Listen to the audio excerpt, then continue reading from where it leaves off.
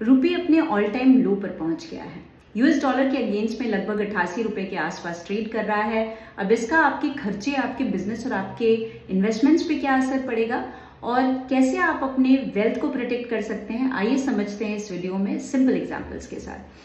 अगर हम कहते हैं कि रुपये गिर रहा है, इसका मतलब ये होता है कि अब $1 को खरीदने के लिए आपको ज़्यादा पैसे खर्च करने पड़ेंगे। लास्ट ईयर सितंबर में rupee was trading around 83, now it is 88। मतलब अगर कोई इम्पोर्टर है जो $100 का सामान मंगाता था, वो पहले 8300 रुपीज़ देता था, अभी वो 8800 रुपीज़ दे रहा है।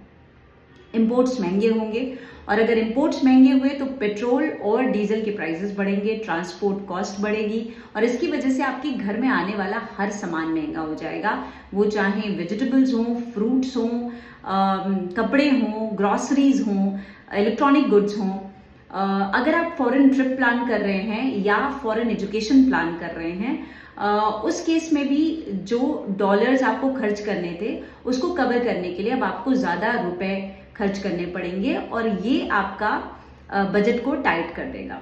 अगर बिजनेसेस की बात करें तो मिक्स पिक्चर होती है। अगर एक्सपोर्ट बेस्ड बिजनेसेस हैं, IT, pharma, James and jewellery, उनके लिए चांदी हो जाती है क्योंकि उन्हें डॉलर्स में पेमेंट मिलते हैं और जब उन्हें वो रुपीज़ में कन्वर्ट करते हैं तो उनकी अर्निंग्स बढ़ी हुई दिखाई देती हैं। पर जब हम इम्पोर्ट बिजनेसेस की बात करते हैं, वो चाहे ऑयल इम्पोर्ट कंपनीज हों, इलेक्ट्रॉनिक्स हों या मशीनरी हो, उनको पेमेंट्स करनी पड़ती हैं और उनका कॉस्ट ऑफ प्रोडक्शन बढ़ जाता है और वो ज़रूर हिट होते हैं।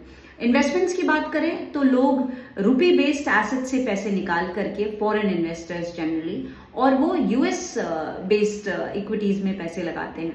अगर आपका इन्वेस्टमेंट यूएस इक्विटीज़ में है या डॉलर डिनोमिनेटेड फंड्स में है तो आपको वरी करने की ज़रूरत नहीं है क्योंकि आपका इन्वेस्टमेंट्स बढ़ा हुआ दिखाई देगा। गोल्ड एक सेफ हैवन होता है एट द टाइम ऑफ रूपी डेप्रिसिएशन, उसने हमेशा ही बेटर रिटर्न्स दिए हैं। अब आपको करना क्या चाहिए कि कैसे आप अपने वेल्थ को प्रोटेक्ट करें कि बजट को हमेशा इवैल्यूएट करो। डिस्क्रिशनरी स्पेंड्स जैसे लग्जरी शॉपिंग, एक्स्ट्रा आउटिंग, इनको थोड़ा कट करें और नेसेसरी स्पेंड्स में भी आप सब्स्टिट्यूट्स को ट्राई करिए। कैश ट्रैप से बचिए क्योंकि इन्फ्लेशन के टाइम में कैश की वैल्यू घट जाती है और आइडल मत रखिए, कैश को इन्वेस्ट करके रखिए। पोर्टफोलियो को डाइवर्सिफाई करिए, लार्ज कैप स्टॉक्स में ज़्यादा इन्वेस्ट करिए because they are safer. Export oriented companies जैसे आईटी, फार्मा में आप इन्वेस्ट करें, वो ज़्यादा बेटर है। इम्पोर्ट हैवी कंपनीज को अवॉइड करिए। ग्लोबल एक्सपोजर लीजिए जैसे कि यूएस बेस्ड फंड्स या इंटरनेशनल फंड्स में थोड़ा ज़्यादा एलोकेशन करिए। गोल्ड को कंसिडर करिए क्योंकि historically gold has given better returns at the times of inflation and rupee depreciation both. Economy में अप्स एंड डाउन्स लगे रहते हैं लेकिन रुपी ने अपने पेयर्स के कंपैरिजन में हमेशा रेजिलियंस दिखाई है। रुपी गिरने से चैलेंजेस तो बढ़ेंगे लेकिन अपॉर्चुनिटीज भी आएंगी।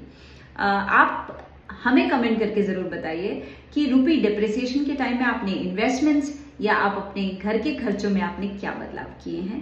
Thank you so much.